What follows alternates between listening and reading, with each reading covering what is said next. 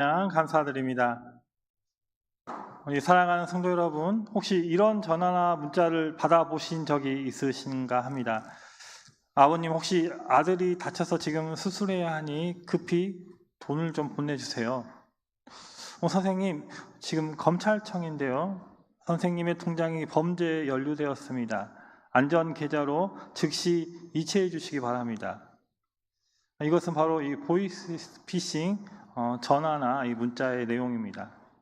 저도 제 아들이 어린이집을 다니고 있는데 전화가 와서 아들이 초등학교 앞에서 다쳤는데 병원비가 필요하다는 전화를 받았습니다. 그래서 제가 전화를 건 사람에게 제 아들은 지금 어린이집에 있는데 어떻게 알고 전화를 하셨는가요? 라고 경찰서에 연결을 좀 해드려야 되겠노 하니까 전화를 그 사람이 끊었습니다.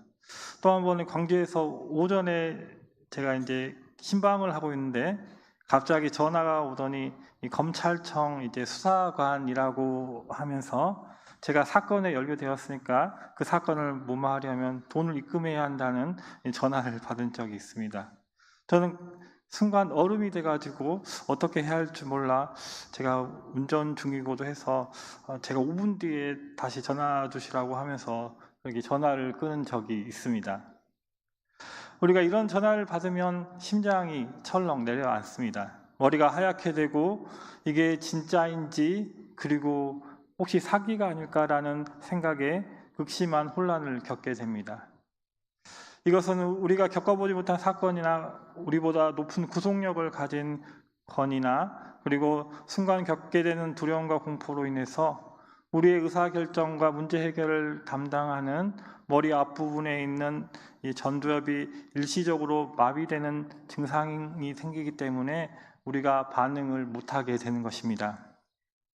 짧은 순간이지만 우리는 무엇을 믿어야 하고 누구의 말을 따라가야 할지 당황하고 두려워하게 됩니다.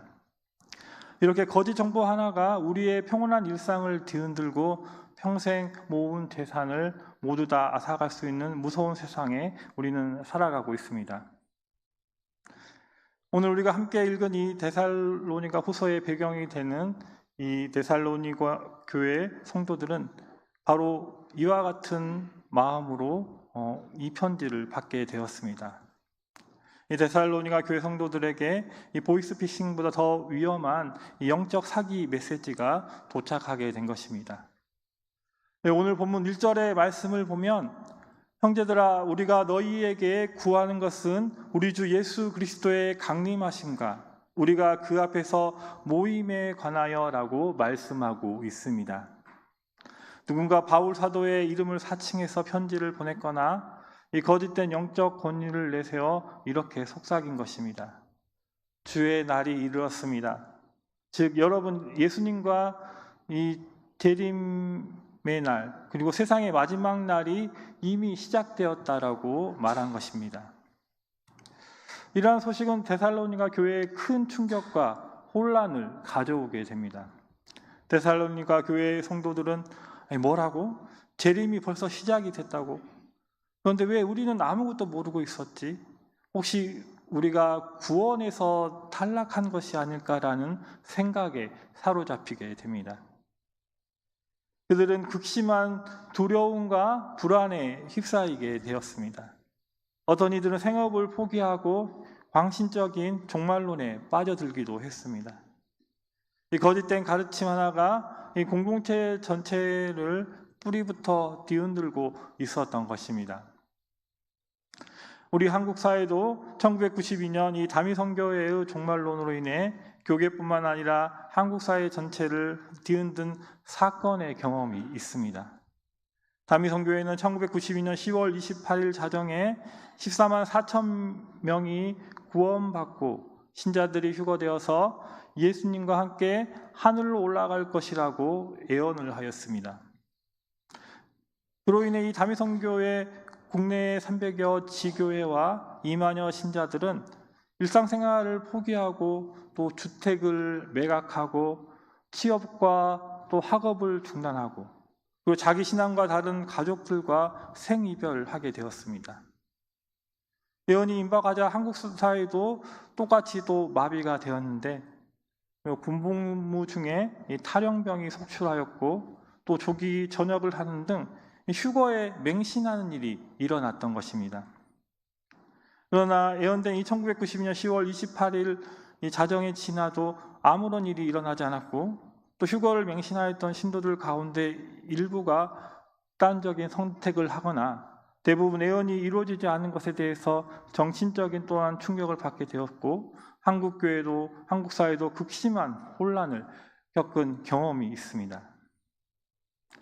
이처럼 21세기를 살아가는 우리나 그리고 주 21년경에 이 고린도에서 이 복음을 전하던 사도 바울이 이 데살로니가 교회의 이 안타까운 이 소식을 이제 전해 듣고 사랑하는 이 데살로니가 교회 성도들을 위해서 다시 편지를 쓴 것입니다. 이 사도 바울의 편지는 이 데살로니가 교회 성도들이 잘못된 길을 가고 있는 것에 대하여 단호히 그들의 잘못을 지적하는 편지가 아니었습니다. 그것은 마치 이제 이 사랑하는 자녀를 안심시키는 아버지의 따뜻한 음성이었고 또 길을 잃은 양을 찾는 목자의 간절한 외침이었습니다. 사도 바울은 이 불신앙의 폭풍이 불고 있는 이 성난 이 파도 속에서 성도들이 굳건히 다시 소망의 항구에 다다를 수 있도록 그들에게 진리의 말씀을 전해준 것입니다. 첫째로 이 사도 바울은 이 데살로니가 성도들에게 쉽게 마음이 흔들리거나 두려워하지 말라라고 말씀하십니다. 본문 2절의 말씀을 함께 보시겠습니다. 영으로나 또는 말로나 또는 우리에게서 받았다 하는 편지로나 주의 날이 이루었다고 해서 쉽게 마음이 흔들리거나 두려워하거나 하지 말아야 한다는 것이라. 이 사도 바울은 이 주의 날이 임박했다는 소문으로 인해서 큰 혼란 가운데 있었던 이 데살로니가 교회 성도들을 향해서 세 가지 영과 말과 이 편지를 통해 일어났다고 하면서 이 문제의 근원지를 먼저 밝히면서 시작하고 있습니다.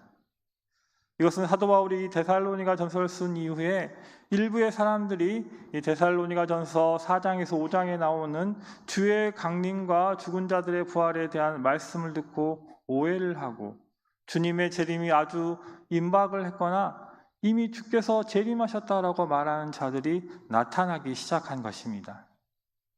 또 일부의 사람들은 자기들 특별한 영을 받았다고 하면서 이 거짓된 이 종말론을 퍼뜨리기 시작했고 이 일로 환란에도 잘 견디고 있었던 이 데살로니가 교회가 흔들리기 시작했습니다. 이에 사도 바울은 그 어떤 말이나 능력이나 이 권세를 받았다고 하더라도 주께서 주신 말씀 이외의 것을 말하면서 거짓된 종말론을 말하는 것을 믿지 말라라고 경고하고 있습니다. 사실 어느 때나 거짓된 종말론은 있었습니다. 이단 집단들에게 이보다 더 좋은 먹잇거리는 없기 때문입니다. 거짓된 종말론이 이단 집단들에게 좋은 메뉴가 된 것은 바로 이제 종말이 다가왔다고 하면 사람들은 패닉 상태에 빠질 만큼 두려워하게 되므로 무슨 말이든지 다 믿게 되기 때문입니다. 그러면서 이 사도 바울은 먼저 그들이 두려워하고 상한 상태에 있는 그 감정을 어루만져 주고 있습니다. 그렇게 쉽게 요동하지 마십시오. 두려워하지 마십시오라고 말한 것입니다.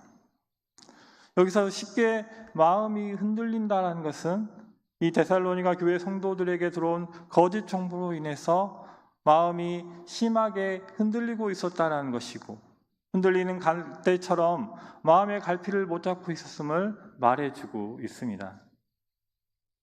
그렇지만 우리의 믿음은 확인되지 않은 소문이나 익명의 편지의 한 통에 좌지우지되는 가볍고 나약한 신앙이 아닙니다.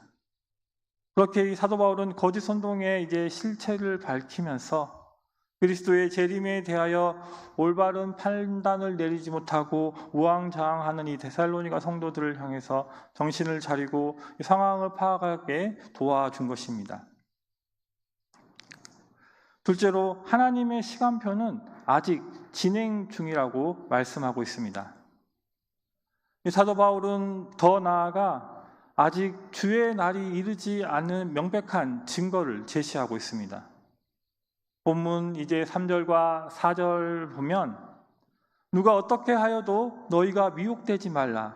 먼저 배교하는 일이 있고 저 불법의 사람 곧 멸망의 아들이 나타나기 전에는 그날이 이르지 아니하리니 그는 대적하는 자라 신이라고 불리는 모든 것과 숭배함을 받는 것에 대항하여 그 위에 자기를 높이고 하나님의 성전에 앉아 자기를 하나님이라고 내세우니라라고 말씀하고 있습니다.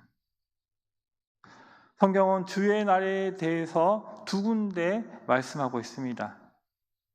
마태복음 24장 36절을 보면 그러나 그 날과 그 때는 아무도 모르나니 하늘의 천사들도 아들도 모르고 오직 아버지만 아시느니라. 베드로후서 3장 10절에는 그러나 주의 날이 도둑같이 오리니 그 날에는 하늘이 큰 소리로 떠나가고 물질이 뜨거운 불에 풀어지고 땅과 그 중에 있는 모든 일에 드러나리로라 말씀하고 있습니다. 이렇게 주님께서 재림하신 때 성경은 오직 하나님 아버지만 아시고 이 세상에 있는 그 누구도 알 수 없다고 하시는데 주의 날에 대하여 알고 있다고 하는 사람은 거짓말을 한 사람이 분명합니다. 그러면서 사도 바울은 주의 날, 다시 말해 재림의 날과 심판의 날이 이르면 나타나는 증거들에 대해서 말씀하고 있습니다. 먼저 예수께서 강림하시기 전에 배교하는 일이 일어나고 불법의 사람 곧 멸망의 아들들이 나타나 하나님을 대적하는 일이 있을 것이라고 말하고 있습니다. 다음으로 불법의 사람이 자기를 하나님이라 주장하며 온갖 능력으로 기적을 행하며 사람들을 속이는 일이 일어난다라고 말하고 있습니다. 마지막으로 예수께서 강림하여 나타나실 때 그를 멸하신다라고 말씀하시고 있습니다. 이 사도 바울은 이렇게 주의 날이 이르기 전에 일어날 일에 언급하는 것도 바로 이 데살로니가 교회 성도들이나 우리들에게 종말의 시간표를 예측하게 하려는 것도 아닙니다. 오히려 그 반대인데 여러분 보십시오. 아직 이런 결정적인 사건들이 일어나지 않았습니다. 그러니 아직 때가 아닙니다. 하나님의 주권 아래 모든 것이 질서 있게 진행되고 있으니 안심하십시오라고 말하는 것입니다. 이것은 모든 것이 이 하나님의 시간표 아래 진행 중에 있고 최후의 심판의 날이 어느 때인지 우리가 알 수가 없지만 분명한 것은 그날에 우리가 주님으로부터 의롭다 인정하심을 받고 영원한 형벌 대신 이 하나님의 나라의 영광을 받도록 이 세상에서 우리는 주님의 뜻대로 합당한 삶을 살고 준비하는 삶을 살아야 한다는 것입니다. 셋째로 우리는 이 속임수가 아닌 진리에 속한 자들이라고 확신시켜주고 있습니다. 이 바울의 편지에서 가장 중요한 메시지는 오늘 본문의 13절과 14절에 담겨 있습니다. 주께서 사랑하시는 형제들아, 우리가 항상 너희에 관하여 마땅히 하나님께 감사할 것은 하나님이 처음부터 너희를 택하사 성령의 거룩하게 하심과 진리를 믿음으로 구원을 받게 하심이니 이를 위하여 우리의 복음으로 너희를 부르사 우리 주 예수 그리스도의 영광을 얻게 하려 하심이라 말씀하고 있습니다. 이 사도 바울은 이 데살로니가 교회 성도들의 정체성을 다시 한번 일깨워 주고 있습니다. 여러분은 멸망받을 자들이 아닙니다. 여러분 처음부터 하나님의 택하심을 받은 진리를 믿음으로 구원받은 소중한 존재들이라고 말씀하고 있습니다. 그러면 하나님이 우리를 선택하신 증거가 되는 이유는 무엇일까요? 그것은 바로 믿음은 하나님의 은혜의 선물이기 때문입니다. 우리 주변에는 아직도 복음을 논리적으로 잘 설명해 주어도 믿지 못하는 사람들이 무수히 많습니다. 사실 예수님 당시에 유대인들은 예수님과 예수님께서 행하신 능력들을 직접 보고 체험하셨음에도 불구하고 예수님을 믿지 못하였습니다.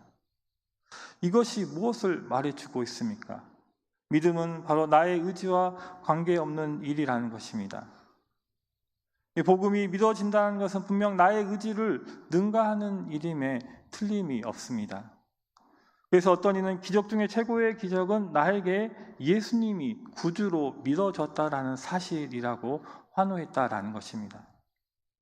이처럼 복음이 믿어진다는 것은 나의 의지와 무관한 것입니다. 그것은 분명히 하나님의 역사로 이루어진 기적입니다. 그것이 하나님의 역사가 아니라면 왜 동일한 복음을 들으면서도 도저히 믿기 어려운 사실 앞에서 누구는 믿고 누구는 배척을 하겠습니까? 이것은 결코 인간의 의지나 감정과는 무관한 것입니다. 왜냐하면 하나님이 누구에게는 믿고 구원 얻도록 믿음을 선물로 주셨기 때문입니다. 믿음은 하나님의 은혜의 선물입니다. 우리가 믿겠다고 해서 우리에게서 믿음이 나는 것이 아닙니다. 그것은 하나님의 역사에 의해 우리 안에 생겨나는 것입니다. 바로 그러한 의미에서 믿음은 하나님이 우리를 택하신 증거가 되는 것입니다. 세상 사람들은 진리를 거부하고 거짓된 것을 믿어 심판에 이를 수 있지만 성도들은 이 하나님의 은혜로 진리편에 서게 된 자들입니다. 우리의 구원은 거짓 소문에 흔들릴 만큼 불안정한 것이 아니라 바로 영원 전부터 계획하신 이 하나님의 신실하신 사랑과 은혜에 뿌리를 두고 있다는 이 사실이야말로 우리를 모든 두려움에서 자유롭게 하시는 복음의 핵심이 되는 것을 믿으시기 바랍니다. 그렇다면 이 모든 혼란 속에서 사도 바울이 제시하는 최종적인 해결책은 무엇일까요? 더 신비로운 애언이나 새로운 더 좋은 정보였을까요? 아닙니다. 이 바울의 권면은 너무나 단순하고 명확했습니다. 오늘 본문 15절 말씀을 성경을 통해서 다 같이 한번 읽어보겠습니다. 그러므로 형제들아 굳건하게 서서 말로나 우리의 편지로 가르침을 받은 전통을 지키라. 여기서 이 전통이란 것은 복잡한 것이 아닙니다. 바로 바울과 그의 동역자들이 처음 데살로니가에 와서 전했던 복음의 핵심인 예수 그리스도의 십자가와 부활인 가장 기초적이고 본질적인 진리를 가리키고 있습니다. 바울은 새롭고 자극적인 가르침에 기울이지 말라고 합니다. 여러분을 혼란스럽게 하는 소문에 마음을 빼앗기지 말라고 합니다. 대신에 여러분이 처음 듣고 믿었던 그 단순하고 분명한 복음의 진리로 돌아가라고 말씀하고 있습니다. 그 진리 위에 굳건히 서라고 말씀하고 있는 것입니다. 오늘날 우리는 어떻습니까? 이 데살로니가 교회의 시대보다 더 많은 정보와 거짓 가르침이 넘쳐나는 시대를 살아가고 있습니다. 인터넷과 소셜미디어와 유튜브를 통해서 수많은 영적인 메시지들이 매일 우리에게 쏟아지고 있습니다. 어떤 것은 매우 그럴듯하게 들리고 어떤 것은 우리의 불안한 마음을 자극하기도 합니다. 이러한 혼돈 속에서 우리가 붙들어야 할 것은 무엇일까요? 바로 바울이 말한 전통, 즉 변하지 않는 복음의 진리인 것입니다. 예수 그리스도께서 나를 위해 죽으시고 부활하셨으며 그를 믿음으로 나는 구원받는 하나님의 자녀가 되었다는 이 단순한 진리야말로 세상의 모든 거짓과 속임수로부터 우리 자신과 교회를 지켜주는 가장 강력한 진리가 되는 것을 믿으시기 바랍니다. 이제 말씀을 맺겠습니다. 바울은 이 모든 권면을 마치고 마지막으로 이 성도들을 위해서 아름다운 축복 기도로 편지를 마무리하고 있습니다. 오늘 본문 16절과 17절을 보면 우리 주 예수 그리스도와 우리를 사랑하시고 영원한 위로와 좋은 소망을 은혜로 주신 하나님 우리 아버지께서 너희 마음을 위로하시고 모든 선한 일과 말에 굳건하게 하시기를 원하노라 말씀하고 있습니다. 결국 우리를 굳건하게 세우시는 분은 우리 자신이 아니라 우리를 사랑하시는 하나님 아버지와 주 예수 그리스도이십니다. 그분께서 우리에게 영원한 위로와 좋은 소망을 주시는 것을 믿으시기 바랍니다. 그분께서 우리의 마음을 친히 위로하시고 우리의 모든 말과 행동을 진리 안에서 강건하게 붙들어 주실 줄 믿으시기 바랍니다. 사랑하는 성도 여러분, 세상의 거짓된 소리에 마음이 흔들리고 또 두려움이 이제 찾아올 때 나를 택하시고 진리로 구원하신 하나님의 사랑을 기억하시기 바랍니다. 그리고 우리에게 처음부터 주어진 이 단순하고도 강력한 이 복음의 진리를 굳게 붙드시기 바랍니다. 그 진리 안에서 참된 위로와 소망을 얻고 오늘 하루도 믿음의 걸음을 힘차게 걸어가시는 저와 여러분 되시기를 주님의 이름으로 축복합니다. 기도하시겠습니다. 사랑과 은혜의 하나님 아버지, 거짓과 혼돈이 가득한 세상 속에서 우리를 진리의 말씀으로 붙들어 주시니 감사합니다. 우리가 세상의 소리에 쉽게 흔들리거나 두려워하지 않게 하여 주시고 특별히 저희의 연약한 마음을 긍휼히 여겨 주시사 우리가 변치 않는 복음의 진리 위에 굳건히 서게 하시고 주님이 주시는 영원한 위로와 소망을 누리며 모든 선한 일과 말에 강건한 주의 자녀로 살아가게 도와주시옵소서. 우리 주 예수 그리스도의 이름으로 기도드립니다. 아멘. 찬송가